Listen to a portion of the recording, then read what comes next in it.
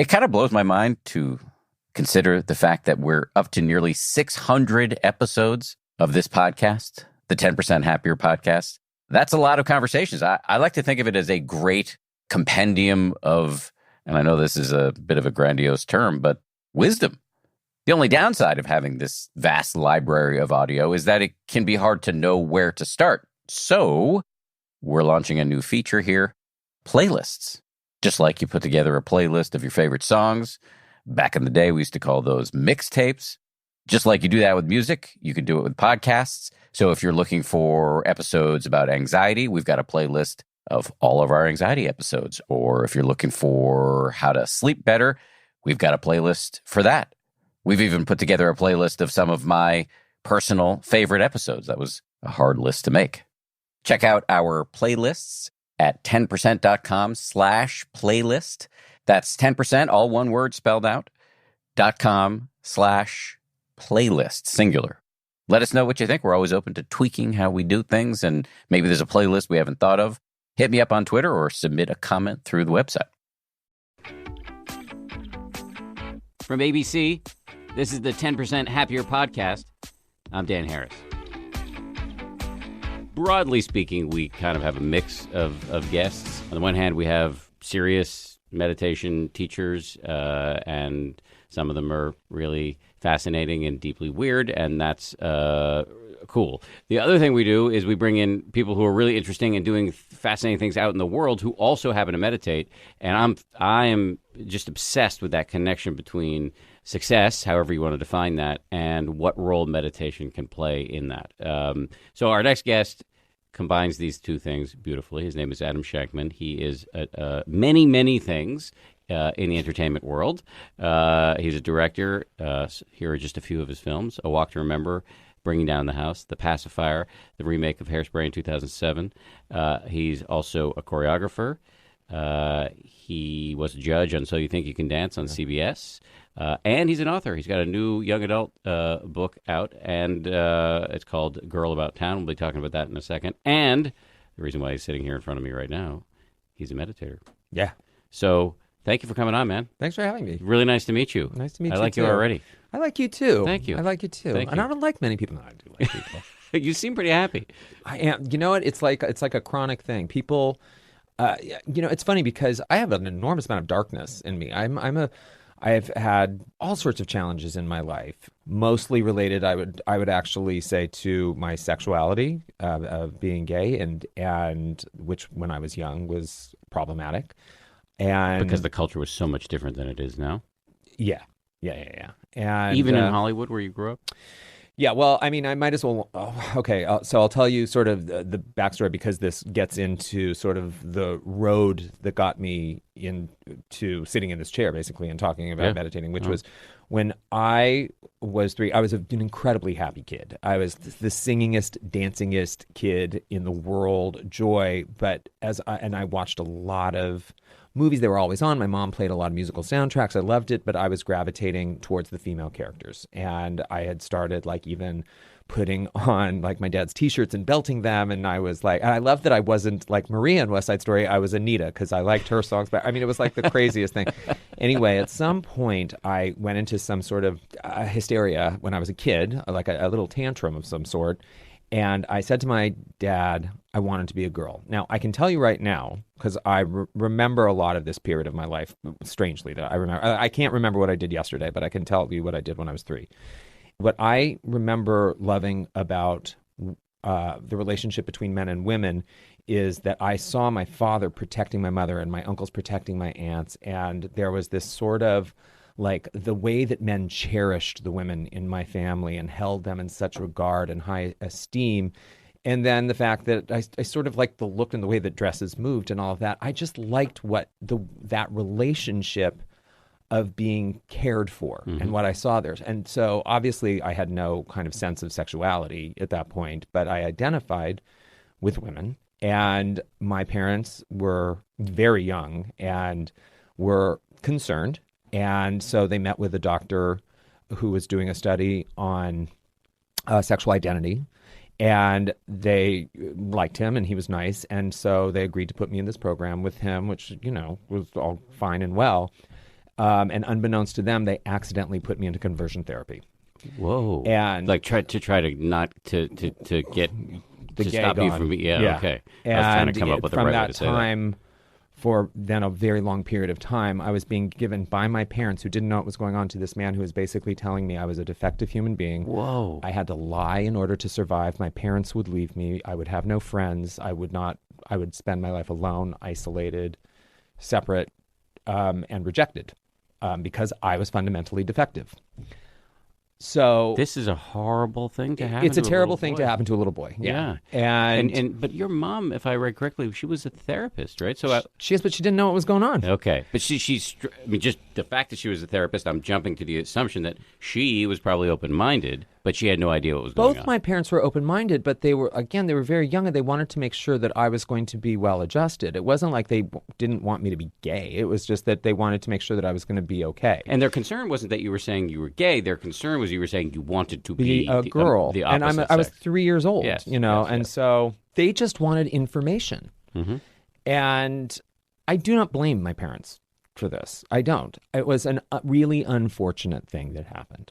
The issue that happened then, besides a lifelong issue with dealing with an internal voice that is endlessly preaching shame to me, because I now take full responsibility for dragging that voice into my adult life. He stopped talking to me at a certain point, and I became the voice. But can I just stop you right there for a second? Sure. Why should you take responsibility for dragging that into your adult life? I feel like you have no responsibility for that. It's not your fault at all. That's just my opinion as a guy who just met you, and No. I feel like that shouldn't be blamed on you. No. It's not blamed on me, but there were, certainly later in my life, certainly in my adult life, I had nothing but evidence that first of all, everything he said was not true. I ended up, coming out. I was universally loved. I was successful. The weird thing has always been for me in relationship to my work, the thing that sort of ended me up in that chair, which was all of my fantasy life and all of that and all my creation and all of that, ended up not only not being killed, but became the reason I'm successful and what I do. So I'm still working on my relationship to my success, because anytime anybody congratulates me on anything, I wince and I get angry at them. It's a very strange. I mean, not like overtly angry. I just feel like a sense of shame because you were taught to hate the part of you that is the wellspring of all success now. Yeah, my creative self. Anyway, all that having been said, so there was a moment at which, through therapy and whatever, I should have sort of known, everything worked out and it's okay. But I really just needed to hold on to that shame. It became my part, enmeshed in my identity. And this is and remember, all this is in response to, you seem like a really happy guy. Yeah. The strange thing is, as I was getting more successful, I was doing things, everything that I was identified with was about hope and happiness and Hairspray. not settling and fighting for yourself and doing the right thing. And yet I had this horrible darkness in me that ended up manifesting itself in a lot of drinking and using and all of that. And then when I had my first experience with something not going well work-wise, I just went down. When we come back, What was the project that sent you over the edge? after this. Hi, I'm Lindsey Graham, the host of Wondery's podcast, American Scandal. We bring to life some of the biggest controversies in U.S. history, events that have shaped who we are as a country and that continue to define the American experience. American Scandal tells marquee stories about American politics, like the break-in at the Watergate Hotel, an event that led to the downfall of a president and raised questions about the future of American democracy. We go behind the scenes looking at devastating financial crimes, like the fraud committed at Enron and Bernie Madoff's Ponzi scheme. And we tell stories of complicated public figures like Edward Snowden and Monica Lewinsky, people who found themselves thrust into the spotlight and who spurred debates about the future of the country. Follow American Scandal wherever you get your podcasts. You can listen ad-free on the Amazon Music or Wondery app. Welcome to the Bishop Gray Academy, the country's most exclusive boarding school, a place where the best and brightest aren't fighting to be prom queen or captain of the football team. They're on track to become the next Supreme Court justice. Academy is a new scripted podcast that follows Ava Richards, a brilliant scholarship student who must quickly adapt in a school where rules mean nothing and money means everything. Ava sets her sights on being the first scholarship student to make the list, Bishop Gray's all-coveted academic top 10, curated by the headmaster himself. But with no clear path to the top, she joins the Night of the Wolf, Bishop Gray's underground society with more secrets than the Illuminati. If she bends to their demands in exchange for her own success, one of the 10 coveted spots will be hers, but at what cost? Enjoy Academy on the Wondery app or wherever you get your podcasts. Binge all 10 episodes of Academy early and ad-free on Wondery Plus. Join Wondery Plus over on the Wondery app or on Apple Podcasts.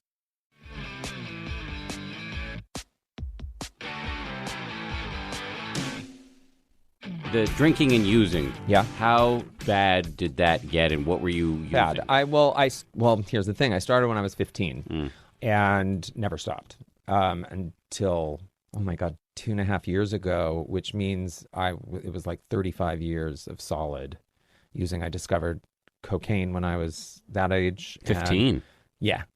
And when I discovered alcohol, I was able to become social, and I was able to not deal with the ugly voice in my head and all of that. And then, of course, later in life, when it turns against you, suddenly it actually ends up turning the corner and it amplifies the ugly voice yeah. and all of that. So were you drinking and using every day? No. I mean, certainly by the end, I was drinking every day. I never was a everyday user. Of cocaine. I was never an everyday user. But what happened with me was alcohol became a gateway, kind of, for me to do that. So, And what was the project that went pear-shaped that sent you over the edge? Rock of Ages. Rock of Ages, the musical? Did that not go well? Oh, the movie. It didn't do well. It didn't do well, and it was not about something that I understood or particularly like. I ended up, I don't want to bash the movie. And you directed this movie. I directed it, yeah. But I had this like really gnawing suspicion that what was good about it was that it was like this great fun karaoke play that people really loved, but that it didn't contain enough substance to ever really be a movie. But everybody around me was telling me, no, it's a movie. And I didn't listen to myself. And I should have, but I didn't. And I made it, and I love everybody who I made it with. I don't have a problem with that. But I have a problem with myself well, here's the good news. I'll never do something like that again, where I just absolutely shut myself down and say, like, no, just do it anyway. Like, if I have an instinct about not doing it, I won't do it now, So there was just no room for how I felt or saw the world or anything like that in that movie. And I pushed some of it in it. I got some of it in there, but it ended up... So anyway, because it didn't perform, I ended up getting really dark. And can you put some meat on the bone there? What do you mean by dark? Well, that's when the daily drinking started, and a lot of isolating, and I just saw myself as such a loser. I was so, my whole identity was shrouded in disappointment. And yet it was something that I thought was coming for a long time. So then I got proven wrong the bad way. And so in the year 2013 you went to rehab? Do I have that right? Yeah, I checked myself. I made a decision one after, it's that weird thing where one morning I woke up in, what looked like, basically a crime scene. And I went, you know what, this is terrible. This is really, really terrible. And what did not bother me was the idea of not drinking. What made me uncomfortable was not knowing what was on the other side of it and what was going to soothe me and what was going to make me feel okay and what was going to make me be able to manage my stress level and my, the voices and all of that. So, and not like demented voices, like, I mean, just like the negative, critical voices. Yeah. And The inner critic. yeah. And so, but I said, you know what I need to do? I need to understand what this is all about. I've been doing this for so long. I need to understand why. Because I also was not one of those, like, let's have it. Like, I'd go out to dinner with friends and we'd have a drink or like a glass of wine with dinner. And then I'd come home and literally flip on Law and Order SVU, like marathon, and drink a full bottle of vodka Whoa. every single night. Whoa. And how were you by functioning myself the next day? I was fine.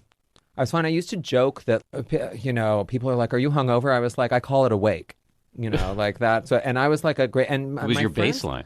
It was my baseline. And my people I absolutely was functioning. And a lot of people were really surprised when I checked myself in. And nothing happened. Nothing big, catastrophic happened out in the world. But what happened is I saw a piece of time where I thought I could disappear and nobody would know the difference. No one would miss me. And because work was shut down, it was December. So it's like, Hollywood shuts down in December. So I took care of some obligations. I did a bunch of research. I found a place where I wanted to go that I felt comfortable with. And I checked myself in for a month. And I came out after a month. And I've been, happy as a clam ever since. No relapse? No urges? No. I mean, there's always an urge for a sense of relief. There's always like, I got no medicine no more. You know what I mean? Yeah. And so, but there's never been anything to threaten. It's because I have that very clear, not just memory, but knowledge that when I drink, I don't want to have a drink and relax. I want to obliterate. Yeah. And so since that no longer sounds appealing, well, which is not to say that I haven't had some really challenging times where I've been very uncomfortable since I've been sober. I've been incredibly uncomfortable. I've had some really challenging stuff happen, but I've gotten through it, like pretty much sailed through it. Good for you. Yeah, I feel lucky. What did you find that you said you were worried that there would be nothing to soothe you? Have you found things that are soothing? Well, listen, if I want to quiet my head, because I no longer have that critical voice screaming at me. That has largely gone away. The one screaming that you're defective and bad and all of that. I don't really. Well, for everything. Yeah, the gay thing was the gay thing again was a gateway to like my overall being and self. Yeah. But I probably watch a little too much TV because I like to go. I'll tell you what I have a problem with that amps me up and kills me is I'm addicted to the news cycle. That is a huge problem for me because you want to talk about something that just creates agitation and stress. It's like, it's crazy. So I now have to like kind of monitor myself. And, I live in LA or I live back and forth, but I'm in LA most of the time. And I just want to be on those news stations all the time. And it's a problem. Like, it's a problem. Well, speaking as somebody who works in the news business, I don't think it's a problem. We need people like you or else I'd be unemployed. Mm-hmm. I don't blame you. I blame myself, but and we can talk through this, but because I think that it's that weird fascinating. It's that car wreck thing. It's like you're just staring at the car wreck, and if you stare at it long enough, hopefully you can like wrap your brain around it. And the truth of the matter is, I can't wrap my brain around any of it. Well, here's what I'd say about that, and I do want to start talking meditation at some point because I know that's become a big part of your life. But I think, while I'm obviously a huge fan of the news, I've spent the last several decades working in news. You have to understand that we don't report on the plane that lands safely. We report on problems. And so if you're going to be consuming news, you're going to get a view of the universe that is inherently negative. skewed. Yeah, absolutely. So through this process of becoming sober, you also found meditation. I found meditation, and I want to be very careful about how I say the word prayer, but it's sort of like I have sort of morning ritual and evening ritual where I sort of make sure that I am starting my day with a sense of gratitude and trying to look at everything that is positive and to basically say to myself, I am lucky to be alive. It works. It works. And you know what? We have a negativity bias. We have these prefrontal cortices at the front of our brain, and they are wired to look out for saber-toothed tigers. Nonetheless, we're wired for threat detection, and we are not wired for listing the things that we're grateful for. Well, that and when explains, you do it, it feels really good. That explains the tone of the presidential election right now. Is everything, it is very fight or flight, everything, and that is the great appeal. Because it is hitting those buttons in the public that are responding in a fight or flight apocalyptic way. And I mean, we are literally being told that the world is on fire. And it's not that pieces of the world are not on fire, but it's not like the whole world, you know what I mean? There's just no sense of progress. I'm telling you. People are angry. People are angry, but people are telling us to be angry. Also, no one's telling us it's going to be okay. They're saying, if you don't do what I'm telling you, you will die. You will all die. And it creates fight or flight response. So that creates all that activity inside of you. So tell me about meditation. How did that happen for you? What kind? Well, it was recommended as I got sober. It was just sort of recommended as something. Listen, my mom is like a pretty spiritual person, and she always recommended that I do it. And I was like, "What are you talking about? Like, there's no way." Which was my reaction to it too. The hooey, you know what I mean? I was like, "You got to be." If I'm not thinking, how am I actually doing? You know what I mean? It's like it made no sense to me. But what was really stopping was because I knew when I stopped and just sat alone with myself, what was loud was the critical voice. So, if that's what's going on in your head, it's really hard to, quiet that, especially if you don't know who you are without it. Mm-hmm. So once I went to a great rehab where it was really mostly therapy, lots of group therapy, lots of individual therapy.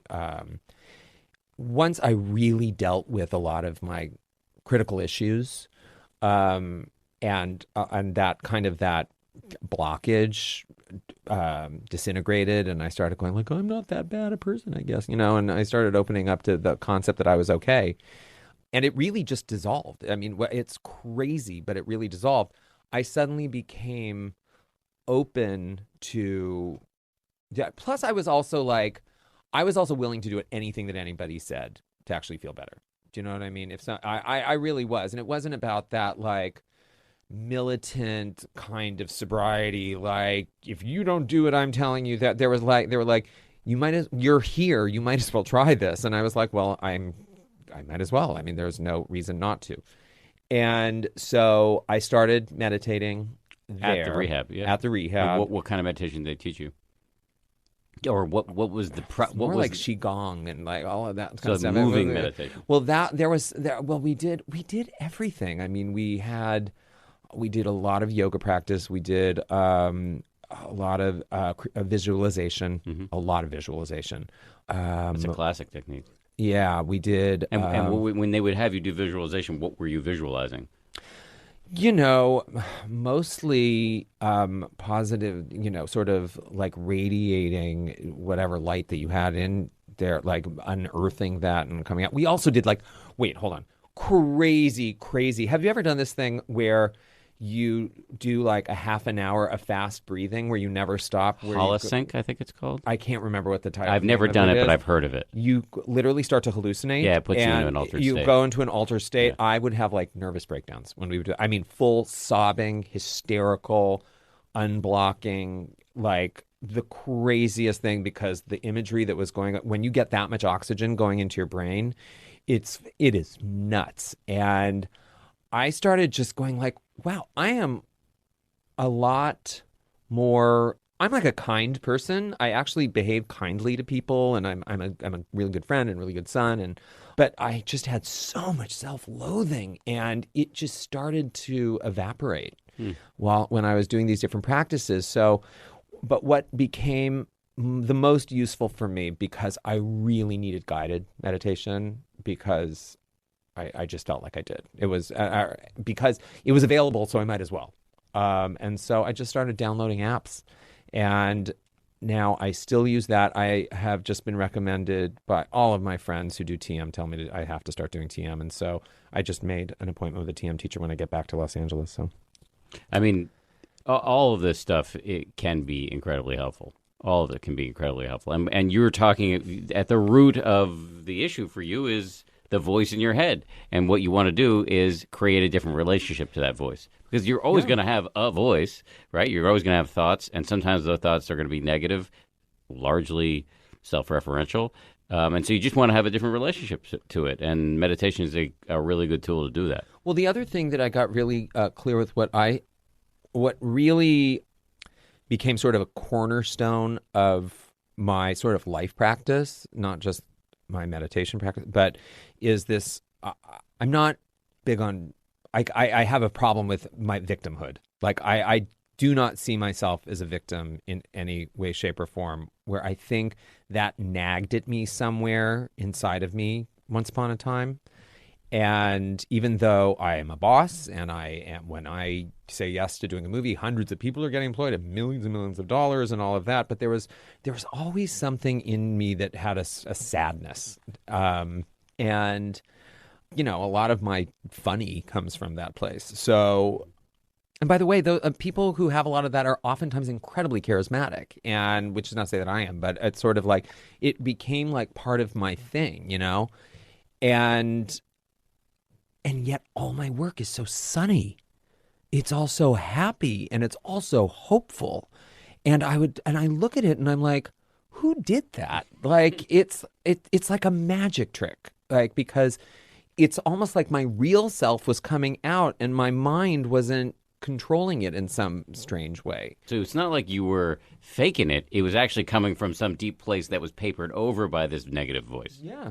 So I think that that's kind of what I've come to discover. Now, in my work going forward, I'm really interested in exploring much more like an adult kind of work, and much more intensive character work, and much more things that are not quite necessarily so family, which is not to say I won't do family stuff, but it's sort of like I sort of made my mark doing projects that no one thought was going to work.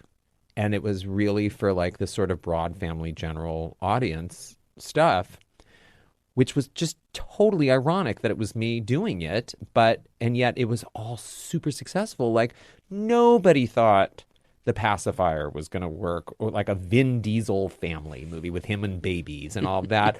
By the way, least of all me. Like I didn't, and it, you know, it was like my biggest movie. It was like, it's crazy. Like these things that I made ended up just feeling so hopeful and happy and right. And I was like, that's weird. So now that you're feeling happier, you're going to do darker stuff? I'm available to do, well, I want to say more than like, you know, there's a family for everyone. Like I want to say more in life than that. And I have, like, for example, here's a story. I have a project set up at HBO that is the Stonewall story, but told from the perspective largely of the guys who opened it, which were three mob kids, Italian straight guys, businessmen who were like 19. Just for the uninitiated, this is the Stonewall riots. There was a bar in the West Village where there were riots by the largely gay clientele against gay bashing and the police and the world, by the way. It was like, listen, the world was on fire at that point anyway. It was like just coming out of the Summer of Love, and Mayor Lindsay was going on, and the Black Panthers, and the counterculture movement. Everything was going on in the world. And on that block, it just, the oppression of the gay community just exploded, and the riots broke out for 3 days and all that. But what, people have all sort of heard and know peripherally that the mob was sort of involved. But what was true is they actually owned it and they ran it. And they ran it with these, with the handshake agreement that the gay community was going to run it.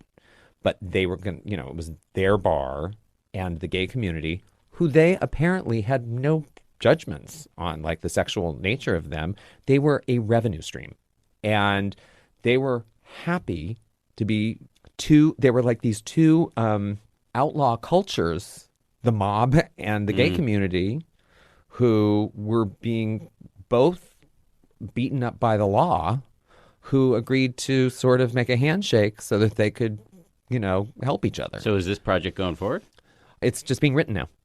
It's being written now. And a far cry from Hairspray.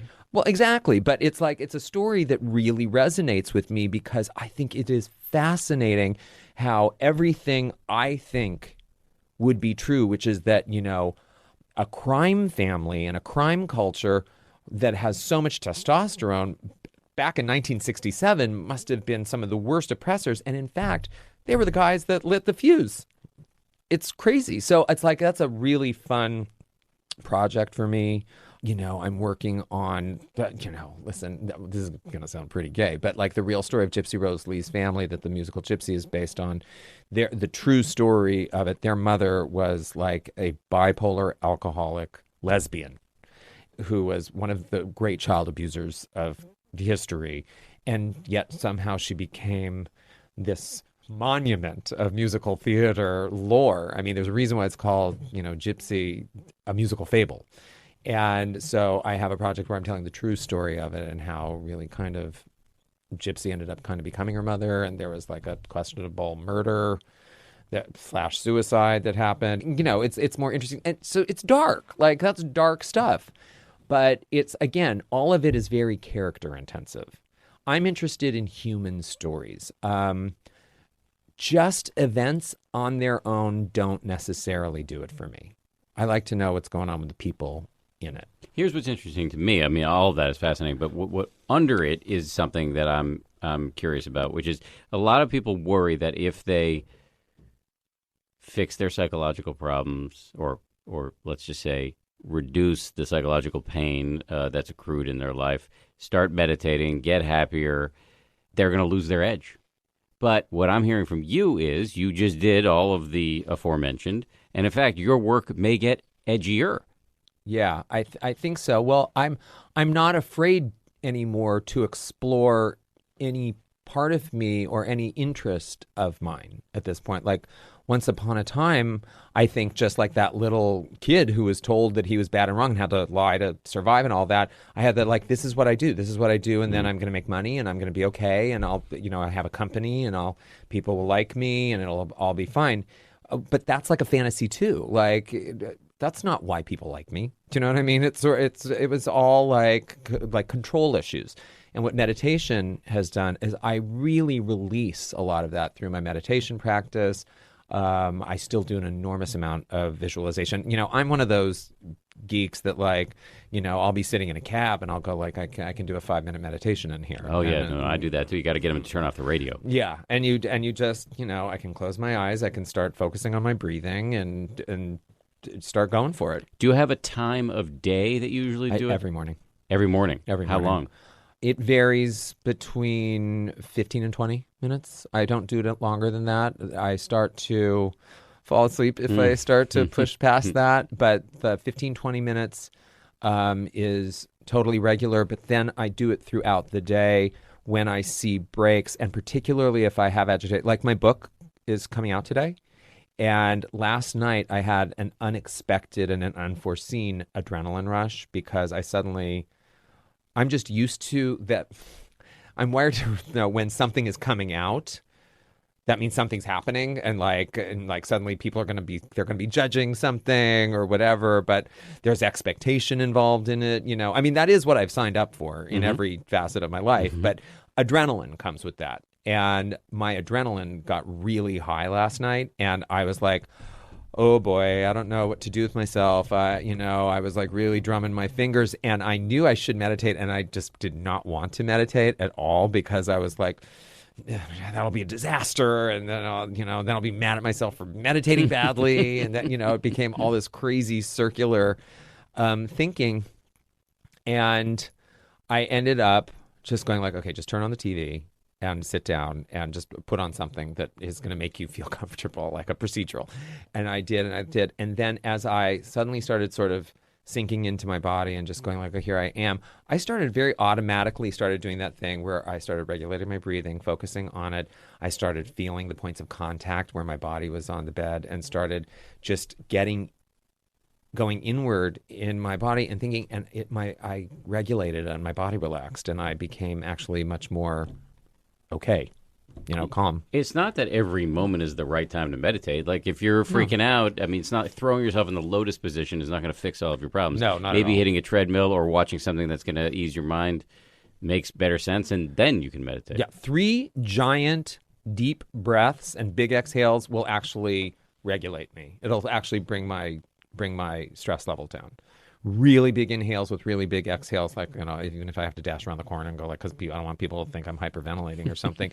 but that's like when I'm really going nutty. And I don't go nutty very much because I'm pretty calm most of the time.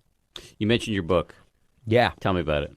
It's a YA book. I was approached by a literary agent. Girl About Town. Girl About Town is the name of it.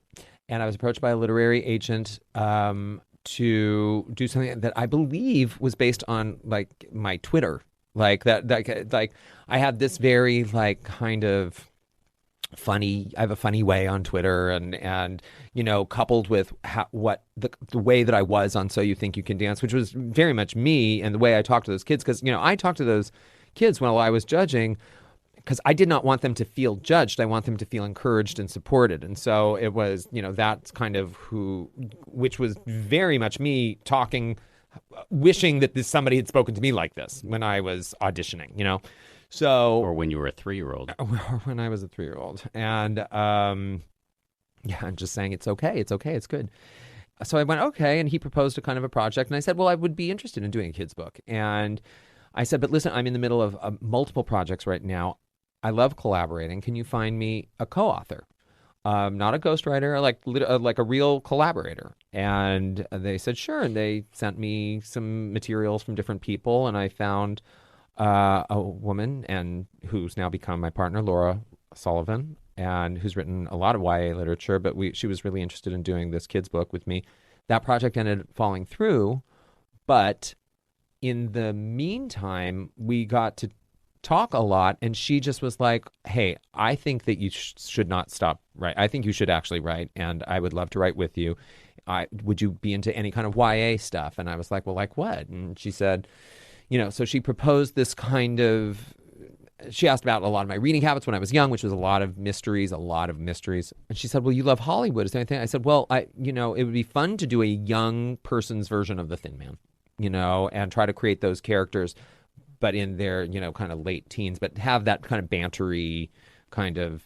I'm embarrassed. Quality. I don't know. The Thin Man? Oh, Dashiell Hammett. It's a couple, Nick and Nora Charles. They're like, a famous detective couple that were a big series of movies were made of in the late 30s, 40s, and then in the early 50s. So, gotcha. And so this is young people doing what they did. It's young people that we created that have that kind of relationship. Gotcha.